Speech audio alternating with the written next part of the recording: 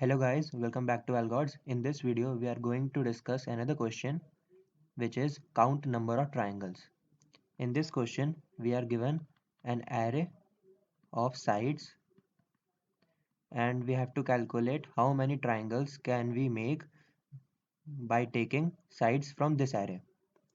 So for making a triangle, there is a property that a plus b should be greater than c, b plus c should be greater than a, and a plus c should be greater than b, where A, B, C are sides of the triangle.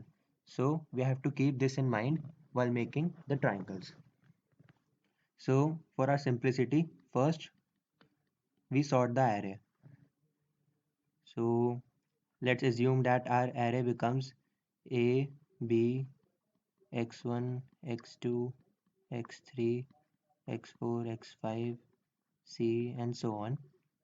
So by using three nested loops, first for setting the first side of the array, second for setting the middle side of the array, and third for setting the largest side of the array.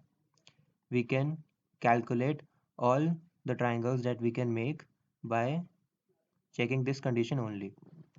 So we can easily solve this question by using three nested loops and checking all the possible combinations with this condition, and this algorithm will give us the time complexity of O of n cube.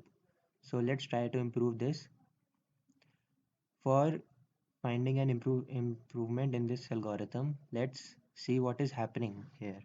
Considering A and B as the first two sides of the triangle, let us assume that C comes out to be the biggest valid side with these two sides, A and B.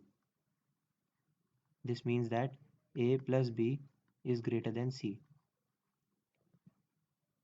And after that, when we form the combinations of A and x1, we are repeating our iterations from x2 like this, which are not necessary because in the previous iterations we come to know that a plus b is greater than c, and as x1 is greater than equal to b, as we have already sorted the array, so iterations from x2 to c are redundant. For doing this, we should start our iterations from here and look for all the new sides that can form a triangle with a and x1, and by doing this we have reduced our iterations to only two.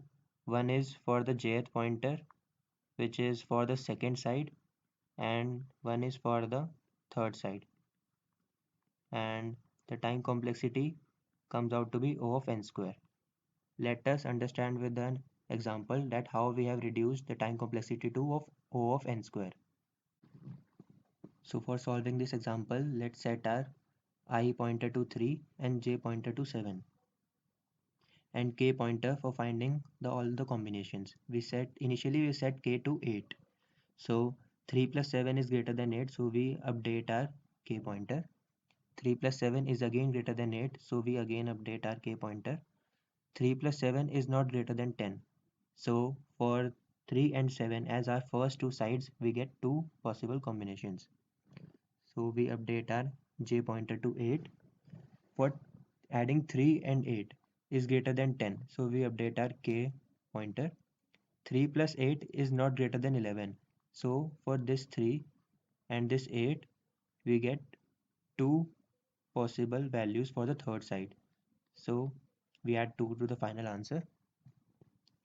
For this 8 and 3 as the first two sides, we see that 3 plus 8 is not greater than 11, so we got only one possible value for the third side for this 8 and this 3. Again incrementing the j pointer, 3 plus 10 is greater than 11, so we update the k pointer and we have reached the end of the array. So 3 and 10 will give us one possible combinations. Then we upgrade the j pointer and we see that end of the array is reached. So if we see for a particular I which we set at 3, we are doing only two iterations, one for the j and one for k. So we can say that for a particular I, our time complexity of is O of n. So for n i's, what will be the time complexity? N into n, which is O of n square. In this way, we see that we have reduced our time complexity from O of n cube to O of n square. I hope you have understood this algorithm, and if you have any doubts, do ask them in the comment section. If you like this video, like it, share it, and subscribe our channel Algods. Thank you.